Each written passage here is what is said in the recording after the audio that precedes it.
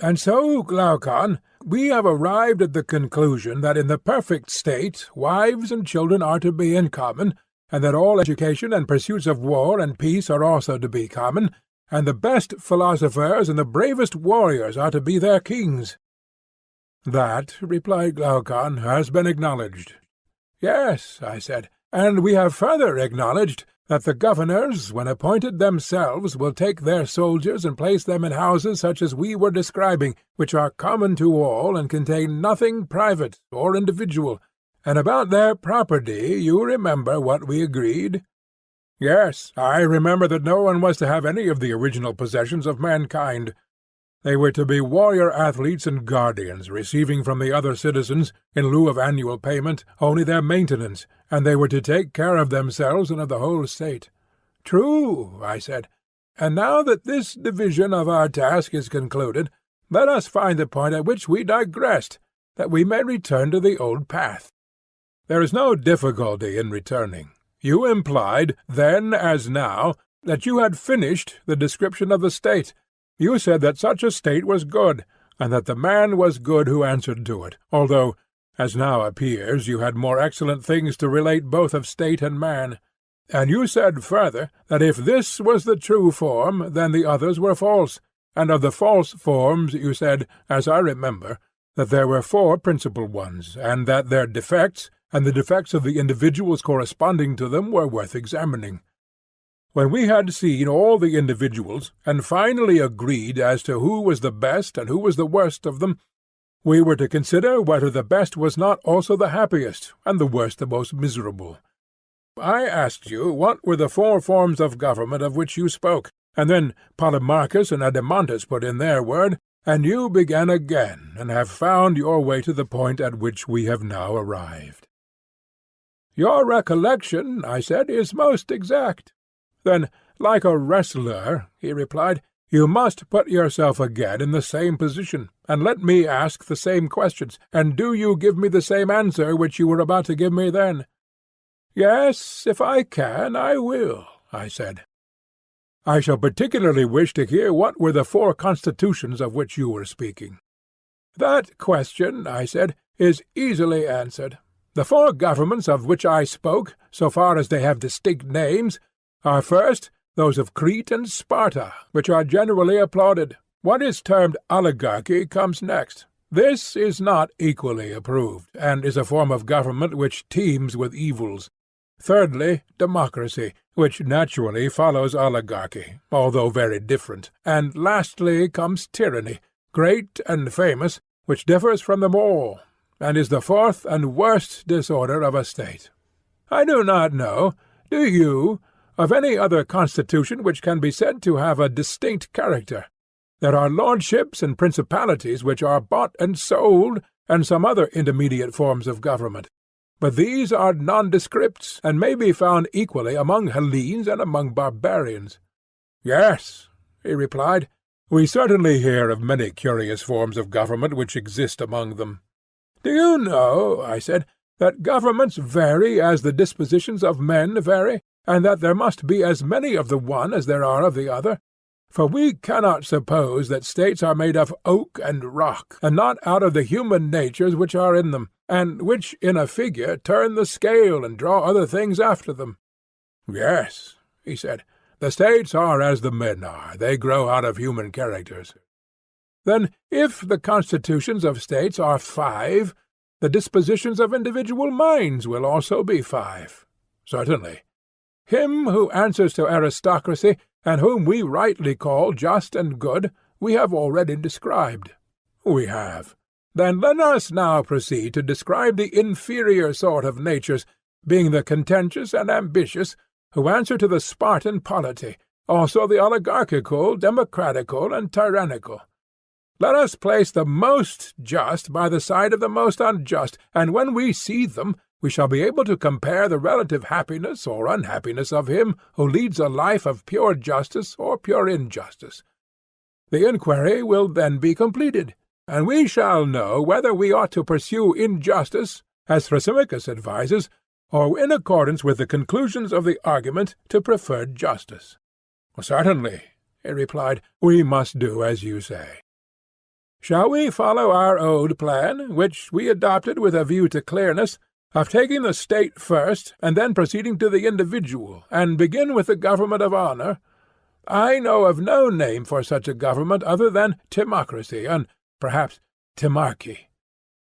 We will compare with this the like character in the individual, and after that consider oligarchy and the oligarchical man, and then again we will turn our attention to democracy and the democratical man, and lastly we will go and view the city of tyranny, and once more take a look into the tyrant's soul, and try to arrive at a satisfactory decision. That way of viewing and judging of the matter will be very suitable. First, then, I said, let us inquire how timocracy, the government of honour, arises out of aristocracy, the government of the best.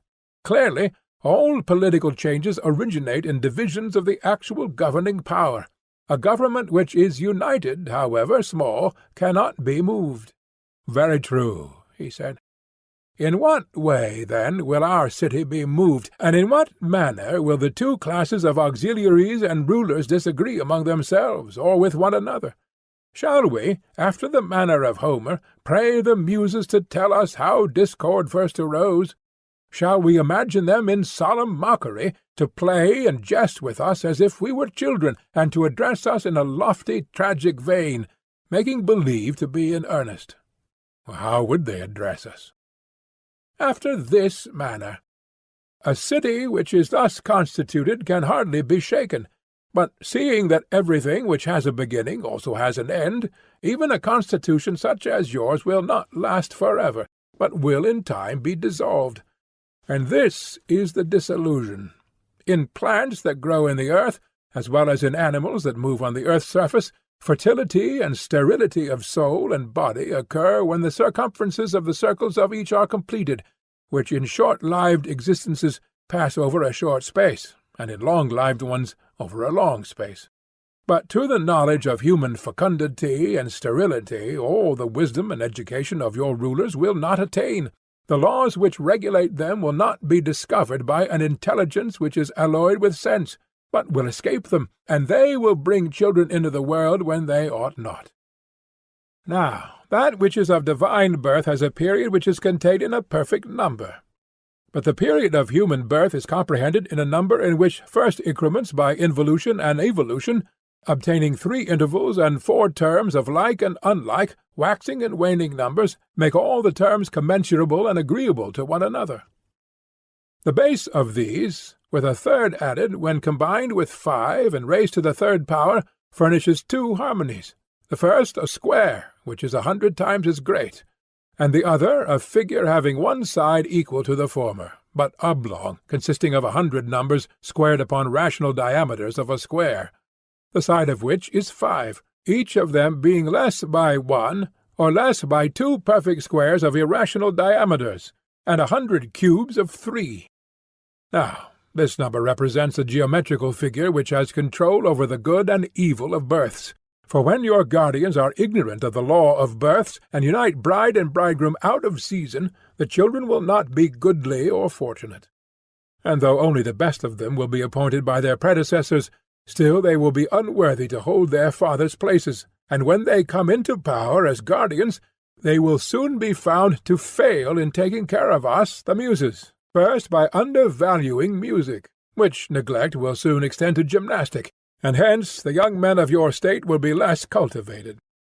In the succeeding generation rulers will be appointed who have lost the guardian power of testing the metal of their different races, which, like Hesiod's, are of gold and silver and brass and iron, and so iron will be mingled with silver and brass with gold, and hence there will arise dissimilarity and inequality and irregularity, which always and in all places are causes of hatred and war.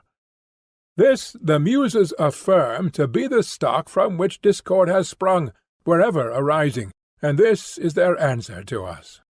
Yes, and we may assume that they answered truly. Why, yes, I said, of course they answered truly. How can the Muses speak falsely? And what do the Muses say next? When discord arose, then the two races were drawn different ways. The iron and brass fell to acquiring money, and land, and houses, and gold and silver. But the gold and silver races, not wanting money, but having the true riches in their own nature, inclined towards virtue and the ancient order of things. There was a battle between them, and at last they agreed to distribute their land and houses among individual owners, and they enslaved their friends and maintainers, whom they had formerly protected in the condition of free men, and made of them subjects and servants, and they themselves were engaged in war and in keeping a watch against them. I believe that you have rightly conceived the origin of the change. And the new government which thus arises will be of a form intermediate between oligarchy and aristocracy? Very true. Such will be the change, and after the change has been made, how will they proceed? Clearly the new state, being in a mean between oligarchy and the perfect state, will partly follow one and partly the other, and will also have some peculiarities. True, he said. In the honour given to rulers, in the abstinence of the warrior class from agriculture, handicrafts, and trade in general, in the institution of common meals, and in the attention paid to gymnastics and military training, in all these respects this state will resemble the former. True. But in the fear of admitting philosophers to power, because they are no longer to be had simple and earnest, but are made up of mixed elements, and in turning from them to passionate and less complex characters, who are by nature fitted for war rather than peace, and in the value set by them upon military stratagems and contrivances, and in waging of everlasting wars, this state will be for the most part peculiar. Yes, yes, I said, and men of this stamp will be covetous of money, like those who live in oligarchies. They will have a fierce secret longing after gold and silver, which they will hoard in dark places, having magazines and treasuries of their own for the deposit and concealment of them. Also castles, which are just nests for their eggs, and in which they will spend large sums on their wives, or on any others whom they please. That is most true, he said. And they are miserly, because they have no means of openly acquiring the money which they prize. They will spend that which is another man's on the gratification of their desires, stealing their pleasures and running away like children from the law, their father. They have been schooled not by gentle influences, but by force, for they have neglected her who is the true muse, the companion of reason and philosophy, and have honoured gymnastic more than music. Undoubtedly, he said, the form of government which you describe is a mixture of good and evil. Why, there is a mixture, I said, but one thing, and one thing only, is predominantly seen, the spirit of contention and ambition, and these are due to the prevalence of the passionate or spirited element. Assuredly, he said. Such is the origin and such the character of this state, which has been described in outline only. The more perfect execution was not required, for a sketch is enough to show the type of the most perfectly just and the most perfectly unjust, and to go through all the states and all the characters of men, omitting none of them, would be an interminable labour. Very true, he replied. Now, what man answers to this form of government? How did he come into being, and what is he like? I think, said Adeimantus, that in the spirit of contention which characterizes him, he is not unlike our friend Glaucon. Perhaps, I said, he may be like him in that one point, but there are other respects in which he is very different. In what respects? He should have more of self-assertion, and be less cultivated, and yet a friend of culture. And he should be a good listener, but no speaker. Such a person is apt to be rough with slaves, unlike the educated man, who is too proud for that, and he will also be courteous to freemen, and remarkably obedient to authority. He is a lover of power, and a lover of honour, claiming to be a ruler, not because he is eloquent, or on any ground of that sort, but because he is a soldier, and has performed feats of arms. He is also a lover of gymnastic exercises and of the chase. Yes, that is the type of character which answers to timocracy. Such an one will despise riches only when he is young, but as he gets older he will be more and more attracted to them, because he has a piece of the avaricious nature in him.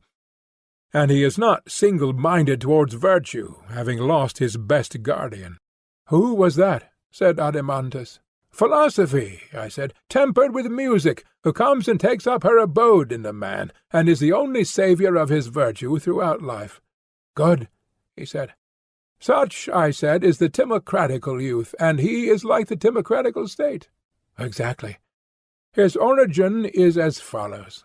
He is often the young son of a brave father who dwells in an ill-governed city, of which he declines the honours and offices, and will not go to law or exert himself in any way, but is ready to waive his rights in order that he may escape trouble." "And how does the son come into being?" "The character of the son begins to develop when he hears his mother complaining that her husband has no place in the government, of which the consequence is that she has no precedence among other women.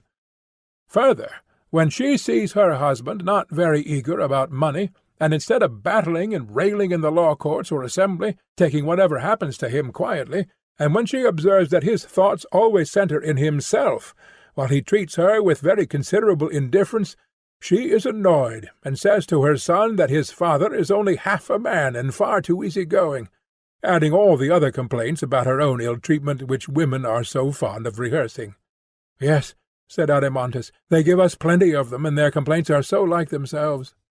"And you know," I said, "that the old servants also, who are supposed to be attached to the family, from time to time talk privately in the same strain to the son, and if they see any one who owes money to his father, or is wronging him in any way, and he fails to prosecute them, they tell the youth that when he grows up he must retaliate upon people of this sort, and be more of a man than his father. He has only to walk abroad, and he hears and sees the same sort of thing. Those who do their own business in the city are called simpletons, and held in no esteem, while the busybodies are honoured and applauded. The result is that the young man, hearing and seeing all these things, hearing too the words of his father, and having a nearer view of his way of life, and making comparisons of him and others, is drawn opposite ways. While his father is watering and nourishing the rational principle of his soul, the others are encouraging the passionate and the appetitive, and he, being not originally of a bad nature, but having kept bad company, is at last brought by their joint influence to a middle point, and gives up the kingdom which is within him to the middle principle of contentiousness and passion, and becomes arrogant and ambitious." "You seem to have described his origin perfectly." "Then we have now," I said, "the second form of government and the second type of character." "We have." "Next, let us look at another man who, as Aeschylus says, is set over against another state. Or rather, as our plan requires, begin with the state." "By all means." "I believe that oligarchy follows next in order." "And what manner of government do you term oligarchy?" "A government resting on a valuation of property, in which the rich have power and the poor man is deprived of it." "I understand," he replied. "Ought I not to begin by describing how the change from timocracy to oligarchy arises?" "Yes." "Well," I said, "no eyes are required in order to see how the one passes into the other." "How?" "The accumulation of gold in the treasury of private individuals is the ruin of timocracy. They invent illegal modes of expenditure, for what do they or their wives care about the law?" "Yes, indeed. And then one, seeing another grow rich, seeks to rival him, and thus the great mass of the citizens become lovers of money." "Likely enough." "And so they grow richer and richer, and the more they think of making a fortune, the less they think of virtue. For when riches and virtue are placed together in the scales of the balance, the one always rises as the other falls." "True." "And in proportion as riches and rich men are honoured in the state, virtue and the virtuous are dishonoured." "Clearly." "And what is honoured is cultivated, and that which has no honour is neglected." "That is obvious." "And so, at last, instead of loving contention and glory, men become lovers of trade and money. They honour and look up to the rich man, and make a ruler of him, and dishonour the poor man." "They do so." "They next proceed to make a law which fixes a sum of money as the qualification of citizenship. The sum is higher in one place and lower in another, as the oligarchy is more or less exclusive, and they allow no one whose property falls below the amount fixed to have any share in the government. These changes in the constitution they effect by force of arms, if intimidation has not already done their work. Very true. And this, speaking generally, is the way in which oligarchy is established. Yes, he said, but what are the characteristics of this form of government, and what are the defects of which we are speaking? First of all, I said, consider the nature of the qualification. Just think what would happen if pilots were to be chosen according to their property, and a poor man were refused permission to steer, even though he were a better pilot. You mean that they would shipwreck? Yes, and is not this true of the government of anything? I should imagine so. Except a city, or would you include a city?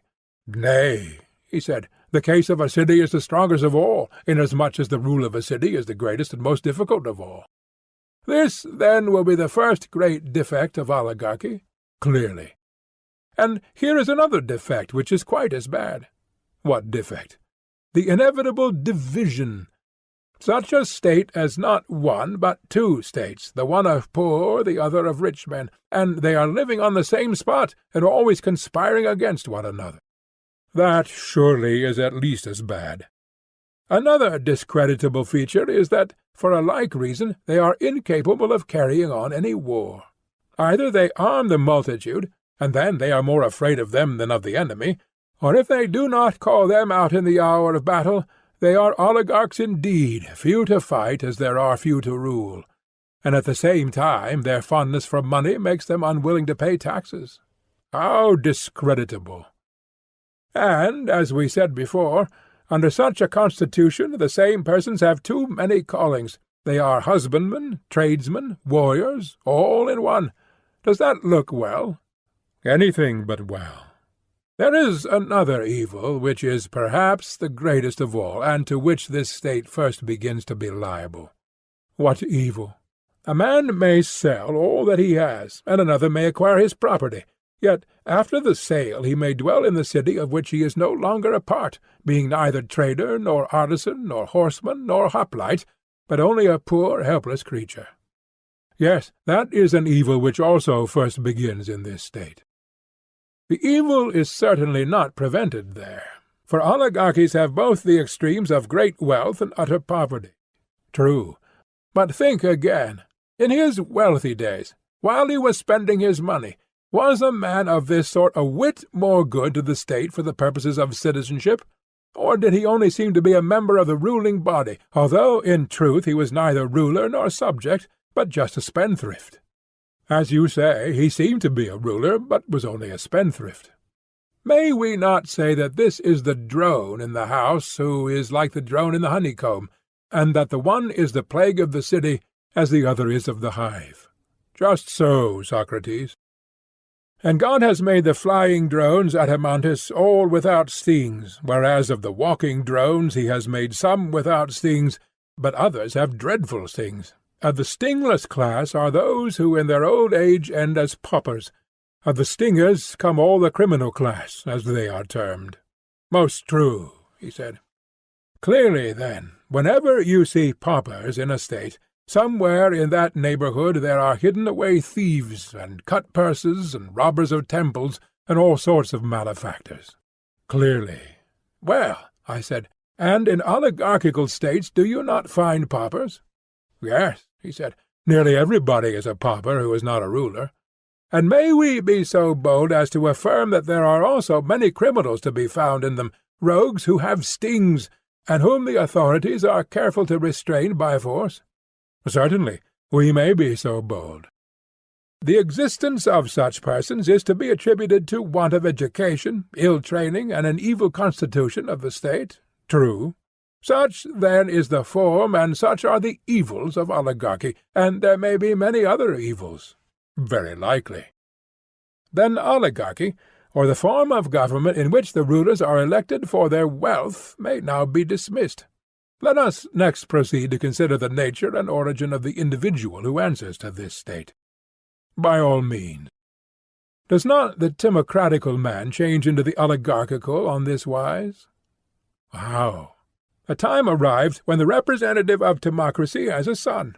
At first he begins by emulating his father and walking in his footsteps, but presently he sees him of a sudden foundering against the state, as upon a sunken reef, and he and all that he has is lost.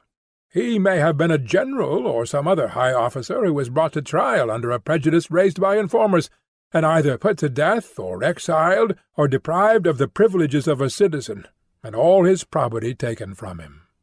Nothing more likely. And the son has seen and known all this. He is a ruined man, and his fear has taught him to knock ambition and passion head foremost from his bosom's throne. Humbled by poverty, he takes to money-making, and by mean and miserly savings and hard work gets a fortune together. Is not such an one likely to seat the concupiscent and covetous element on the vacant throne, and to suffer it to play the great king within him, girt with tiara and chain and scimitar? Most true, he replied. And when he has made reason and spirit sit down on the ground obediently on either side of their sovereign, and taught them to know their place, he compels the one to think only of how lesser sums may be turned into larger ones, and will not allow the other to worship and admire anything but riches and rich men, or to be ambitious of anything so much as the acquisition of wealth and the means of acquiring it. Of all changes, he said, there is none so speedy or so sure as the conversion of the ambitious youth into the avaricious one. And the avaricious, I said, is the oligarchical youth? Yes, he said. At any rate, the individual out of whom he came is like the state out of which oligarchy came. Let us then consider whether there is any likeness between them. Very good. First, then, they resemble one another in the value which they set upon wealth? Certainly. Also in their penurious, laborious character. The individual only satisfies his necessary appetites and confines his expenditure to them. His other desires he subdues, under the idea that they are unprofitable. True. He is a shabby fellow, who saves something out of everything, and makes a purse for himself. And this is the sort of man whom the vulgar applaud.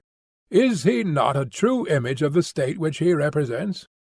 He appears to me to be so. At any rate, money is highly valued by him as well as by the state. You see that he is not a man of cultivation, I said. I imagine not, he said. Had he been educated, he would never have made a blind god director of his course, or given him chief honour. Excellent, I said. Yet consider. Must we not further admit that owing to this vast want of cultivation, there will be found in him drone-like desires as of pauper and rogue, which are forcibly kept down by his general habit of life? True. Do you know where you will have to look if you want to discover his rogueries? Where must I look? You should see him where he has some great opportunity of acting dishonestly, as in the guardianship of an orphan. Aye.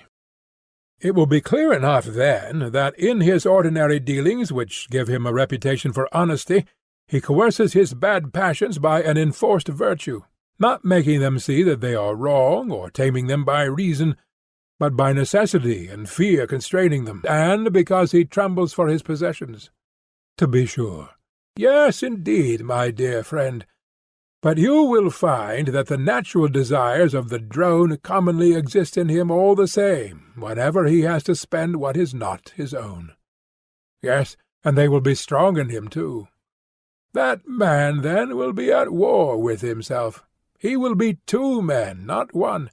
But, in general, his better desires will be found to prevail over his inferior ones. True. For these reasons such an one will be more respectable than most people. Yet the true virtue of a unanimous and harmonious soul will flee far away and never come near him. I should expect so.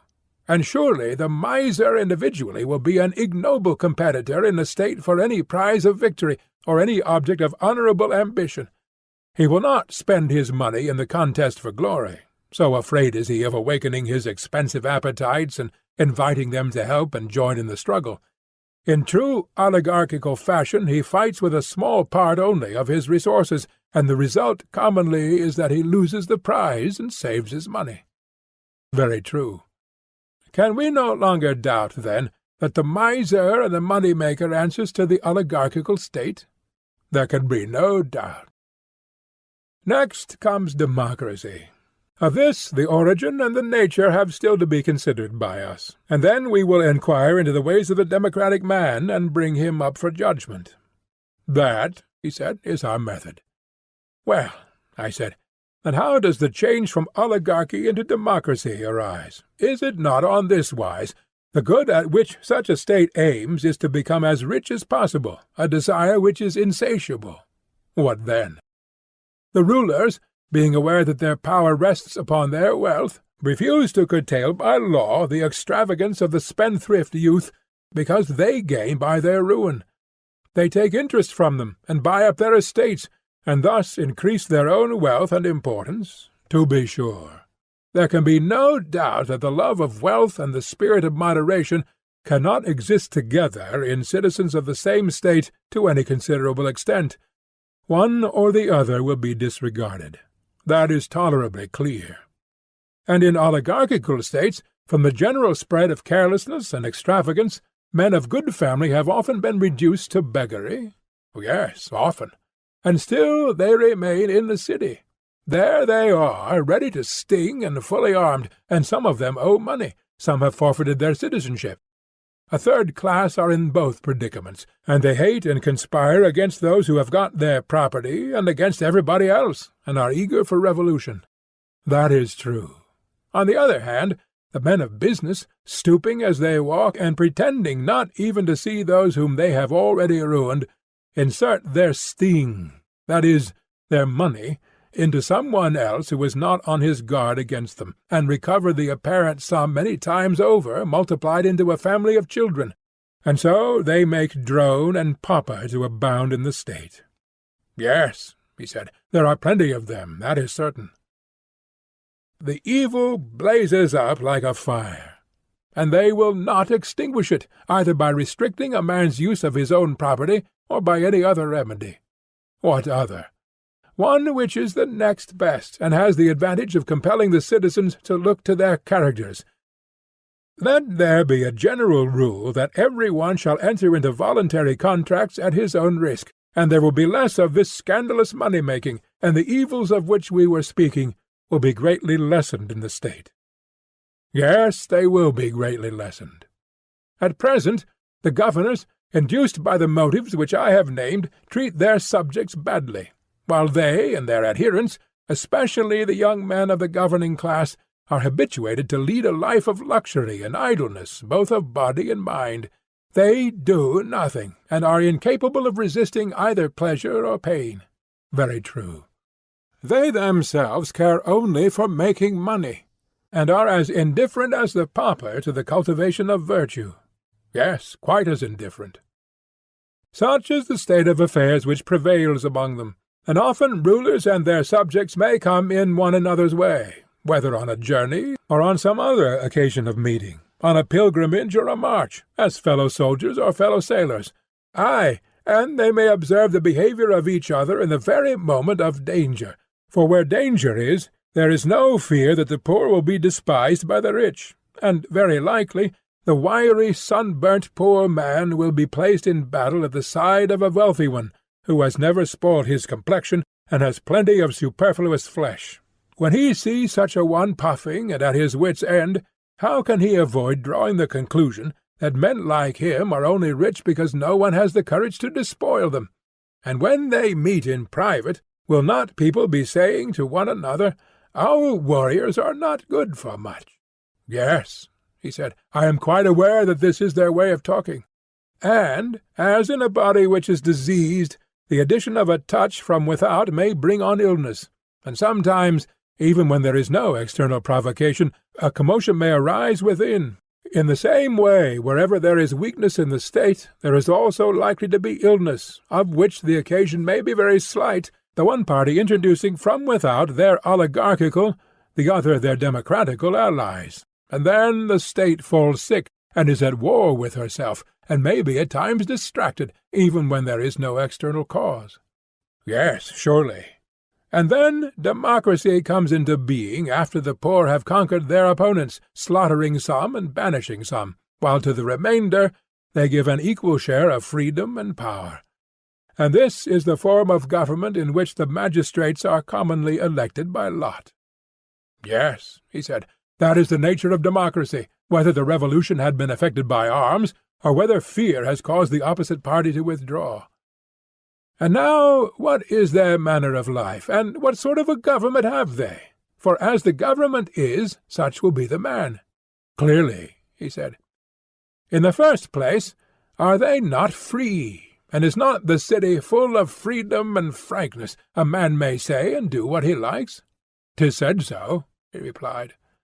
And where freedom is, the individual is clearly able to order for himself his own life as he pleases? Clearly. Then in this kind of state there will be the greatest variety of human natures? There will. This, then, seems likely to be the fairest of states, being like an embroidered robe which is spangled with every sort of flower.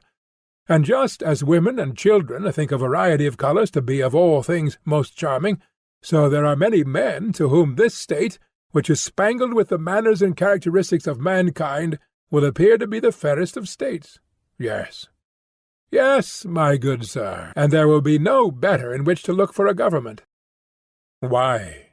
Because of the liberty which reigns there.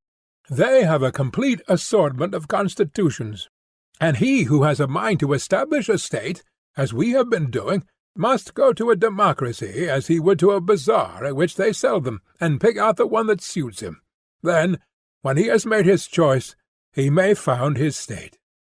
He will be sure to have patterns enough. And there being no necessity, I said, for you to govern in this state, even if you have the capacity, or to be governed, unless you like, or go to war when the rest go to war, or be at peace when the others are at peace, unless you are so disposed, there being no necessity also, because some law forbids you to hold office or to be a die-cast, that you should not hold office or be a die-cast, if you have a fancy. Is not this a way of life which for the moment is supremely delightful? For the moment, yes. And is not there humanity to the condemned in some cases quite charming? Have you not observed how, in a democracy, many persons, although they have been sentenced to death or exile, just say where they are and walk about the world?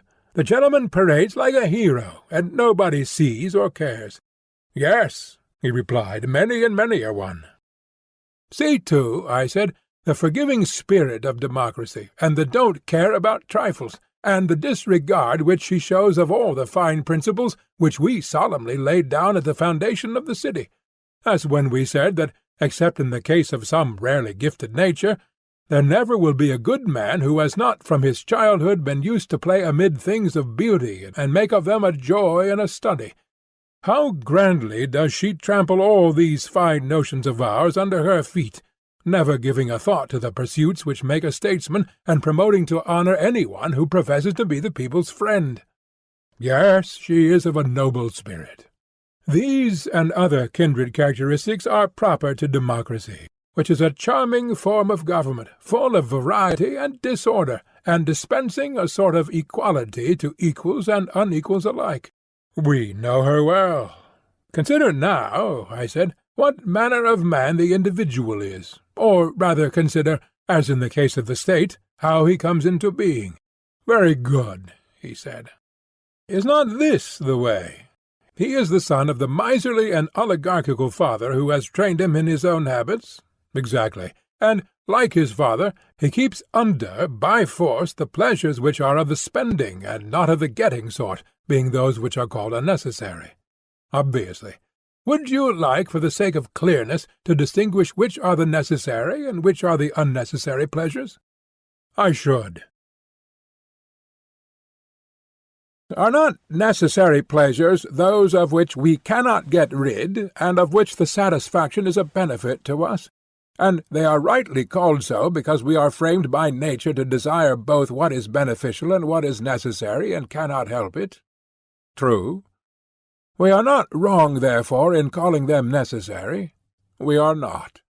And the desires of which a man may get rid, if he takes pains from his youth upwards, of which the presence, moreover, does no good, and in some cases the reverse of good, shall we not be right in saying that all these are unnecessary?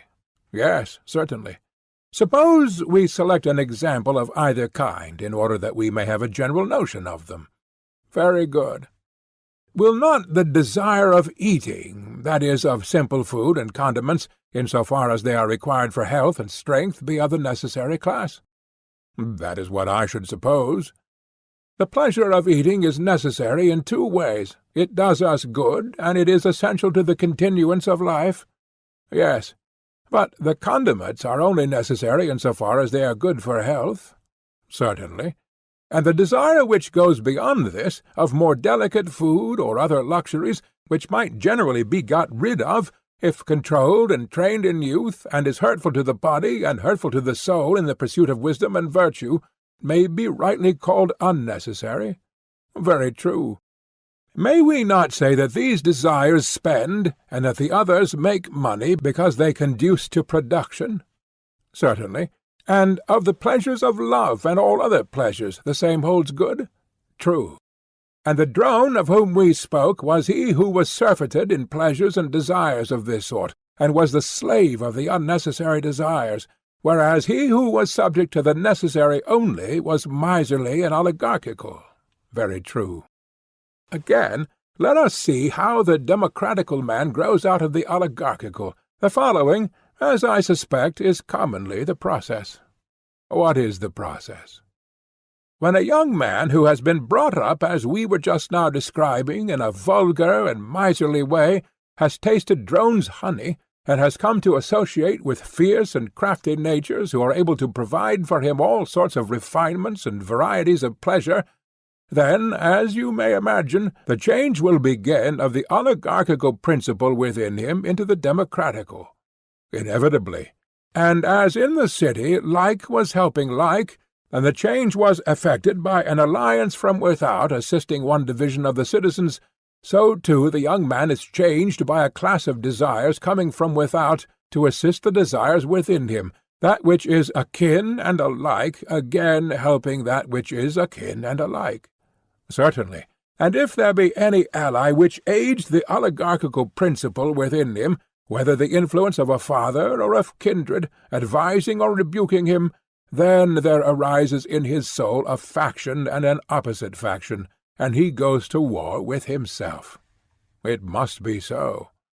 And there are times when the democratical principle gives way to the oligarchical, and some of his desires die, and others are banished. A spirit of reverence enters into the man's soul, and order is restored. Yes, he said, that sometimes happens.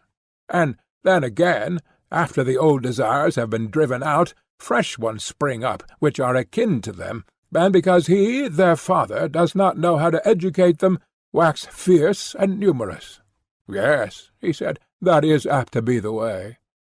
They draw him to his old associates, and holding secret intercourse with them, breed and multiply in him. Very true.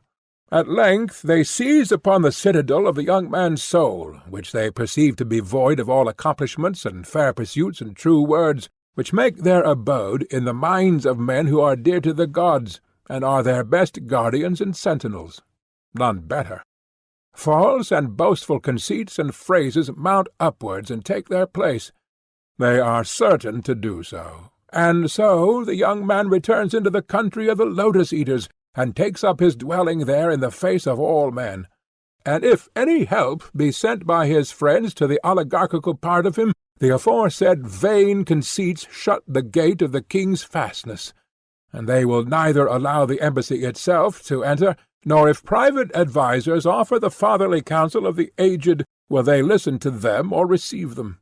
There is a battle, and they gain the day, and then modesty, which they call silliness, is ignominiously thrust into exile by them, and temperance, which they nickname unmanliness, is trampled in the mire and cast forth. They persuade men that moderation and orderly expenditure are vulgarity and meanness, and so, by the help of the rabble of evil appetites, they drive them beyond the border. Yes, with a will. And when they have emptied and swept clean the soul of him who is now in their power, and who is being initiated by them in great mysteries, The next thing is to bring back to their house insolence and anarchy and waste and impudence in bright array, having garlands on their heads, and a great company with them, hymning their praises and calling them by sweet names. Insolence they term breeding, and anarchy liberty, and waste magnificence, and impudence courage.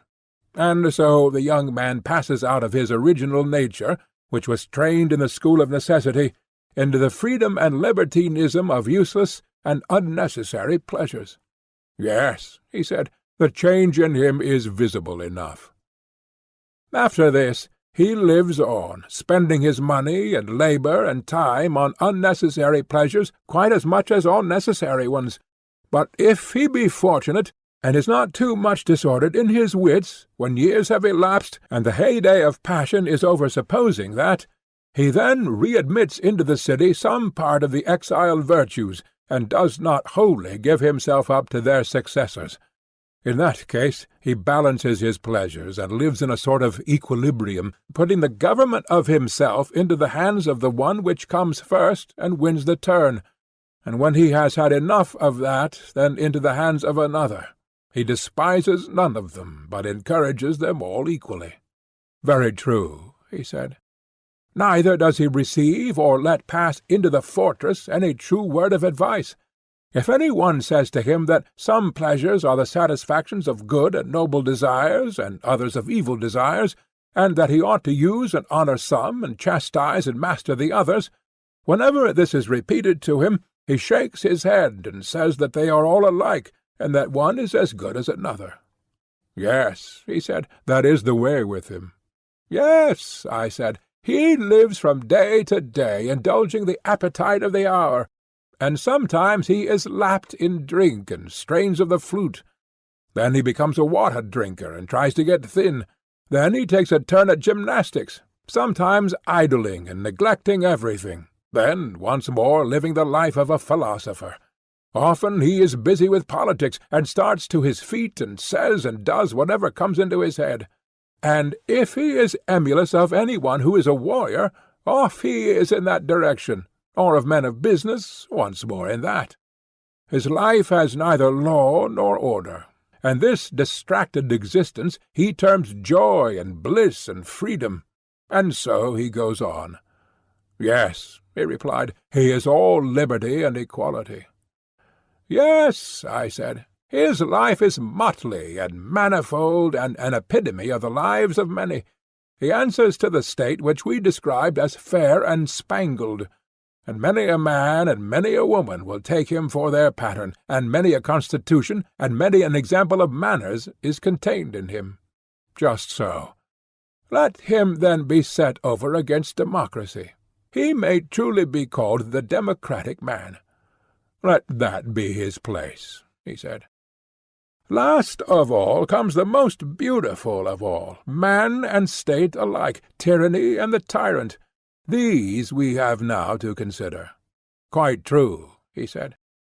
Say then, my friend, in what manner does tyranny arise? That it has a democratic origin is evident. Clearly. And does not tyranny spring from democracy in the same manner as democracy from oligarchy, after a sort? How? The good which oligarchy proposed to itself, and the means by which it was maintained, was excess of wealth. Am I not right? Yes. And the insatiable desire of wealth, and the neglect of all other things for the sake of money-getting, was also the ruin of oligarchy? True. And democracy has her own good, of which the insatiable desire brings her to disillusion? What good? Freedom, I replied, which, as they tell you in a democracy, is the glory of the state, and that therefore in a democracy alone will the free man of nature deign to dwell. Yes, the saying is in everybody's mouth. I was going to observe that the insatiable desire of this and the neglect of other things introduces the change in democracy which occasions a demand for tyranny. How so?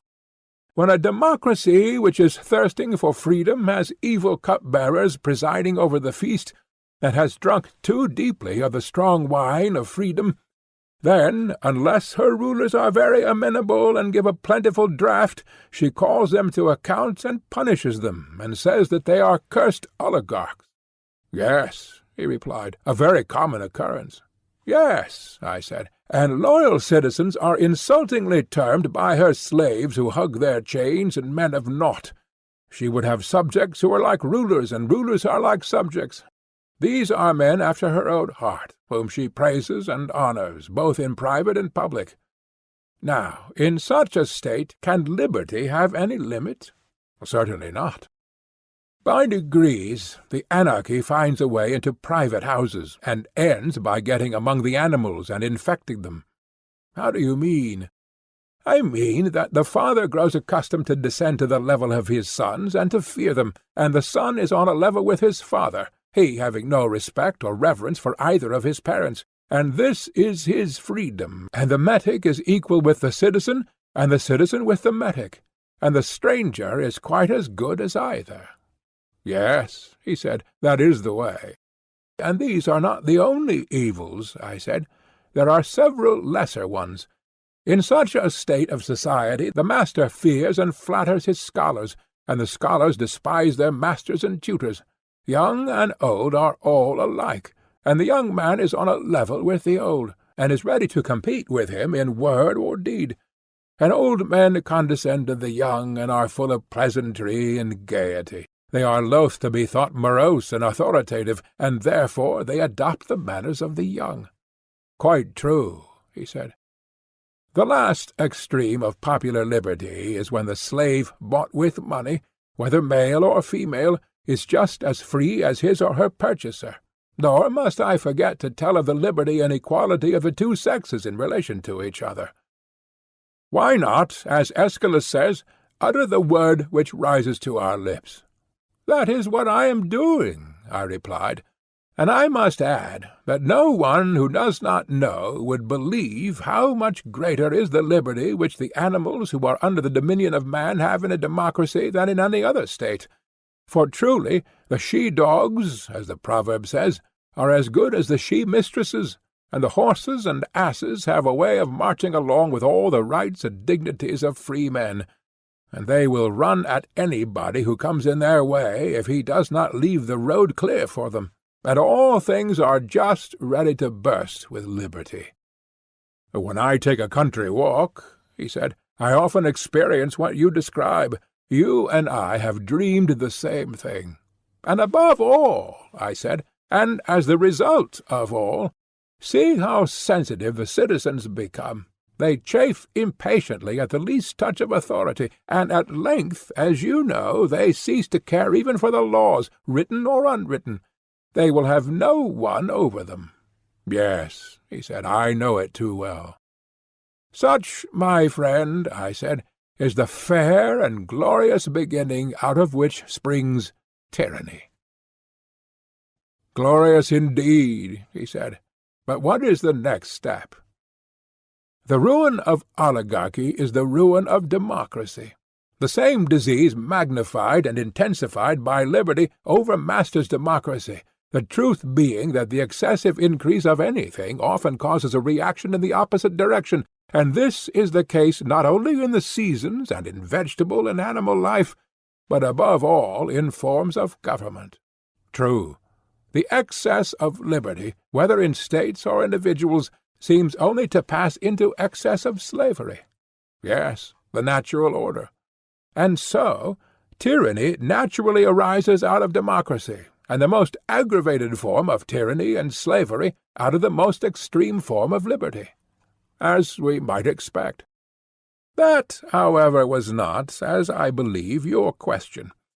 You, rather, desired to know what is that disorder which is generated alike in oligarchy and democracy, and is the ruin of both.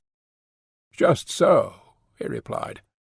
Well, I said, I meant to refer to the class of the idle spendthrifts, of whom the more courageous are the leaders, and the more timid the followers, the same whom we were comparing to drones, some stingless, and others having stings. A very just comparison. These two classes are the plagues of every city in which they are generated, being what phlegm and bile are to the body, and the good physician and lawgiver of the state ought, like the wise bee-master, to keep them at a distance, and prevent, if possible, their ever coming in, and if they have anyhow found a way in, then he should have them and their cells cut out as speedily as possible. "Yes, by all means," he said.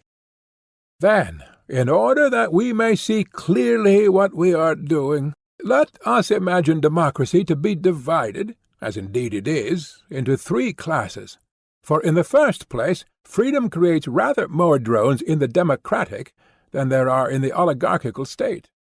That is true, and in the democracy they are certainly more intensified." "How so?" "Because in the oligarchical state they are disqualified and driven from office, and therefore they cannot train or gather strength, whereas in a democracy they are almost the entire ruling power, and while the keener sort speak and act, the rest keep buzzing about the bema, and do not suffer a word to be said on the other side. Hence, in democracies, almost everything is managed by the drones." "Very true," he said. "Then there is another class which is always being severed from the mass." "What is that?" "They are the orderly class, which in a nation of traders is sure to be the richest." "Naturally so." "They are the most squeezable persons, and yield the largest amount of honey to the drones." "Why," he said, "there is little to be squeezed out of people who have little." "And this is called the wealthy class, and the drones feed upon them." "That is pretty much the case," he said. "The people are a third class, consisting of those who work with their own hands. They are not politicians, and have not much to live upon. This, when assembled, is the largest and most powerful class in a democracy." "True," he said, "but then the multitude is seldom willing to congregate unless they get a little honey." "And do they not share?" I said. "Do not their leaders deprive the rich of their estates and distribute them among the people, at the same time taking care to reserve the larger part for themselves?" "Why, yes," he said, "to that extent the people do share." "And the persons whose property is taken from them are compelled to defend themselves before the people as they best can?" "What else can they do?" "And then, although they may have no desire of change, the others charge them with plotting against the people and being friends of oligarchy?" "True." "And the end is that when they see the people, not of their own accord, but through ignorance and because they are deceived by informers seeking to do them wrong, then at last they are forced to become oligarchs in reality. They do not wish to be, but the sting of the drones torments them and breeds revolution in them. That is exactly the truth. Then come impeachments and judgments and trials of one another. True. The people have always some champion whom they set over them and nurse into greatness. Yes, that is their way. This and no other is the root from which a tyrant springs. When he first appears above ground he is a protector. Yes, that is quite clear. How then does a protector begin to change into a tyrant? Clearly when he does what the man is said to do in the tale of the Arcadian temple of Lycian Zeus. What tale? The tale is that he who has tasted the entrails of a single human victim minced up with the entrails of other victims is destined to become a wolf. Did you never hear it? Oh, yes. And the protector of the people is like him. Having a mob entirely at his disposal, he is not restrained from shedding the blood of kinsmen. By the favourite method of false accusation he brings them into court and murders them, making the life of man to disappear, and with unholy tongue and lips tasting the blood of his fellow-citizens. Some he kills, and others he banishes, at the same time hinting at the abolition of debts and partition of lands. And after this, what will be his destiny?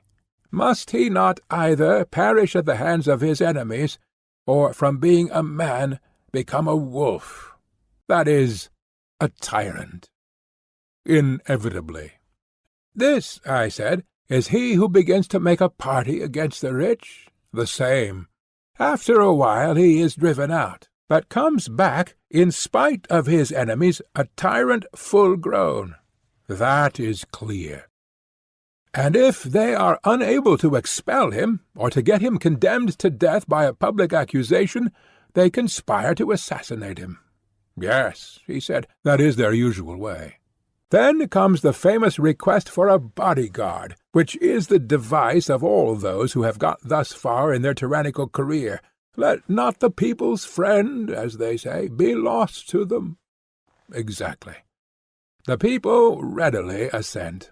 All their fears are for him. They have none for themselves. Very true. And when a man who is wealthy and is also accused of being an enemy of the people sees this, then, my friend, as the oracle said to Croesus, "By pebbly Hermus' shore he flees and rests not, and he is not ashamed to be a coward." "And quite right, too," said he, "for if he were, he would never be ashamed again." "But if he is caught, he dies." "Of course. And he, the protector of whom we spoke, is to be seen not larding the plain with his bulk, but himself the overthrower of many, standing up in the chariot of state with the reins in his hand, no longer protector, but tyrant absolute." "No doubt," he said. "And now let us consider the happiness of the man, and also of the state, in which a creature like him is generated." "Yes," he said, "let us consider that. At first, in the early days of his power, he is full of smiles, and he salutes everyone whom he meets. He to be called a tyrant, who is making promises in public and also in private, liberating debtors and distributing land to the people and his followers, and wanting to be so kind and good to everyone." "Of course," he said. "But when he has disposed of foreign enemies by conquest or treaty, and there is nothing to fear from them, then he is always stirring up some war or other in order that the people may require a leader." "To be sure. Has he not also another object, which is that they may be impoverished by payment of taxes, and thus compelled to devote themselves to their daily wants, and therefore less likely to conspire against him?" "Clearly." "And if any of them are suspected by him of having notions of freedom and of resistance to his authority, he will have a good pretext for destroying them by placing them at the mercy of the enemy, and for all these reasons the tyrant must always be getting up a war." "He must." "Now he begins to grow unpopular. A necessary result. Then some of those who joined in setting him up, and who are in power, speak their minds to him and to one another, and the more courageous of them cast in his teeth what is being done." "Yes, that may be expected." "And the tyrant, if he means to rule, must get rid of them. He cannot stop while he has a friend or an enemy who is good for anything. He cannot. And therefore he must look about him and see who is valiant, who is high-minded, who is wise, who is wealthy. Happy man, he is the enemy of them all, and must seek occasion against them whether he will or no, until he has made a purgation of the state." "Yes," he said, "and a rare purgation." "Yes," I said, "not the sort of purgation which the physicians make of the body, for they take away the worse and leave the better part, but he does the reverse. If he is to rule, I suppose that he cannot help himself." "What a blessed alternative," I said, "to be compelled to dwell only with the many bad, and to be by them hated, or not to live at all." "Yes, that is the alternative. And the more detestable his actions are to the citizens, the more satellites and the greater devotion in them will he require?" "Certainly." "And who are the devoted band, and where will he procure them?" "They will flock to him," he said, "of their own accord, if he pays them." "By the dog," I said, "here are more drones, of every sort and from every land." "Yes," he said, "there are." "But will he not desire to get them on the spot?" "How do you mean?" "He will rob the citizens of their slaves. He will then set them free, and enroll them in his bodyguard." "To be sure," he said, "and he will be able to trust them best of all." "What a blessed creature," I said, "must this tyrant be! He has put to death the others, and has these for his trusted friends." "Yes," he said, "they are quite of his sort." "Yes," I said, "and these are the new citizens whom he has called into existence, who admire him and are his companions, while the good hate and avoid him." "Of course." "Verily, then, tragedy is a wise thing, and Euripides a great tragedian." "Why so?" "Why, because he is the author of the pregnant saying, 'Tyrants are wise by living with the wise.' And he clearly meant to say that they are the wise whom the tyrant makes his companions." "Yes," he said, "and he also praises tyranny as godlike, and many other things of the same kind are said by him and by the other poets." "And therefore," I said, "the tragic poets, being wise men, will forgive us and any others who live after our manner, if we do not receive them into our state, because they are the eulogists of tyranny." "Yes," he said, "those who have the wit will doubtless forgive us." "But they will continue to go to the other cities, and attract mobs, and hire voices fair and loud and persuasive, and draw the cities over to tyrannies and democracies." "Very true." "Moreover, they are paid for this, and receive honour, the greatest honour as might be expected from tyrants, and the next greatest from democracies. But the higher they ascend our constitutional hill, the more their reputation fails, and seems unable, from shortness of breath, to proceed further." "True. But we are wandering from the subject. Let us therefore return and inquire how the tyrant will maintain that fair and numerous and various and ever-changing army of his. "If," he said, "there are sacred treasures in the city, he will confiscate and spend them, and, in so far as the fortunes of attainted persons may suffice, he will be able to diminish the taxes which he would otherwise have to impose upon the people. And when these fail—" "Why, clearly," he said, "then he and his boon companions, whether male or female, will be maintained out of his father's estate." "You mean to say that the people, from whom he has derived his being, will maintain him and his companions?" "Yes," he said. "They cannot help themselves." "But what if the people fly into a passion, and aver that a grown-up son ought not to be supported by his father, but that the father should be supported by the son? The father did not bring him into being, or settle him in life, in order that when his son became a man he should himself be the servant of his own servants, and should support him and his rabble of slaves and companions, but that his son should protect him, and by his help he might be emancipated from the government of the rich and aristocratic, as they are termed, and so he bids him and his companions depart, just as any other father might drive out of the house a riotous son and his undesirable associates." "By heaven," he said, "then the parent will discover what a monster he has been fostering in his bosom, and when he wants to drive him out, he will find that he is weak and his son strong."